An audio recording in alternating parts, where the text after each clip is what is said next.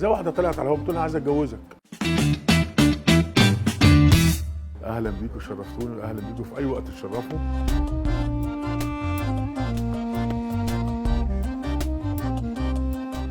انا جنب ابويا وانا عندي 12 سنه، زي ما علامه يكون جنبي برضه وهو عنده 12 سنه. احنا عندنا وراثه. فانا بدات مع ابويا وطلعت اشتغلت وعلاء بدا معايا وطلع يشتغل وكده، دي سلسله. مفيش حاجه بتيجي بسهوله، لازم الانسان يتعب عشان يوصل اللي هو عايزه. يعني انا مش هقول لك انا ناجح قوي يعني، لا، بس الواحد لما يعني انا زي ما قلت لك الواحد بيراعي ربنا في شغله وربنا بيراعيه.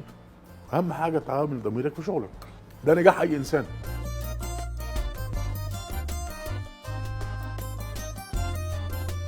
انا الوحيد اللي ما بحبش ادخل الطماطم كتير في الاكل. بحب الحاجه تتعمل على اصولها. يعني ايه هو على اصولها؟ يعني انا الوحيد حتى في القنوات بتاعت اللي بشتغل فيها بعتمد على الاساسيات عندي، اللي هو البصل والثوم.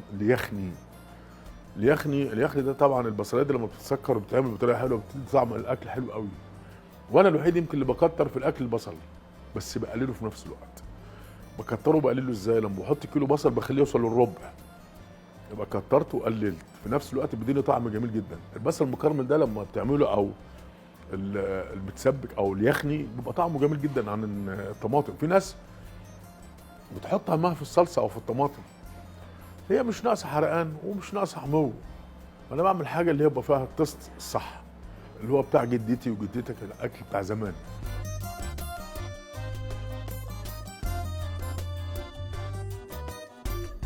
لا طبعا، اصل ما بقاش بقى ضرب هنا وهنا.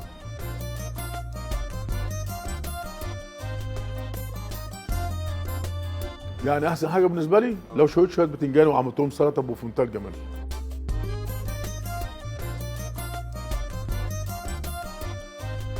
تعمل حمام كويس عنها.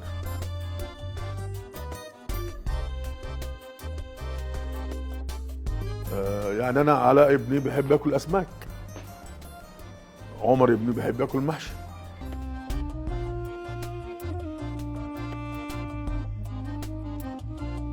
عامل ضميرك في شغلك وحب مهنتك هتطلع كويس.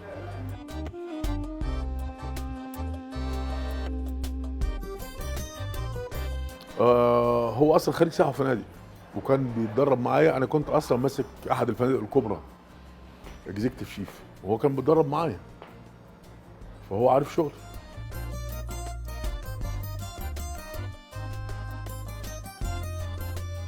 كلهم احسن مني.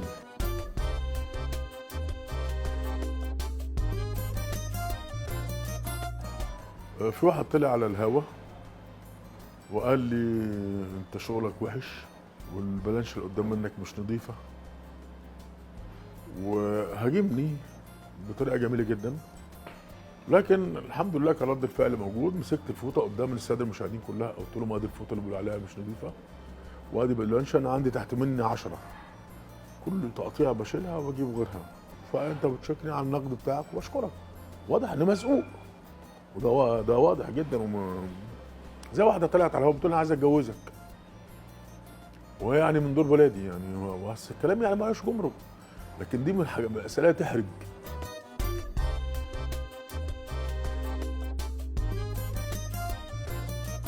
لا بص، حته هوايه دي هو اولا النفس ده دي حاجه بتاعت ربنا. النفس كل واحد فينا ليه نفس. زي ما زمان بتقول لك الجزار ده سكنته حلوه او الجزار ده نفسه حلو. لا، هو بس الانسان لما بيعمل حاجه بحب يبقى ناجح. لكن اكسبيرينس او نوت اكسبيرينس ده مش فاينل يعني، او مش ده الاساس. في واحد بيبقى مذاكر طول عمره في المطبخ وفاشل، وفي واحد بس لسه مبتدئ وبقى كويس. ليه؟ اي حد، الميكانيكي، السباك، الجزار، الطباخ، الحلاق، بيحب شغله هيطلع رقم واحد. اي حد بيعمل حاجه بحب هينجح. ليه ست البيت دايما اكلها حلو في البيت؟ ليه؟ بتعمله من قلبها. واوعى تفكر ان الراجل هيعرف يطبخ احسن من الست. هي الست الاساس وهي الام الاساس. تشرفتوني ونورتوني واهلا بيكم، ويا ريت تيجوا مره واثنين وثلاثه نشوفكم وتزورونا، هتشرفونا وتكترونا وتنورونا. كل سنه وانتم طيبين.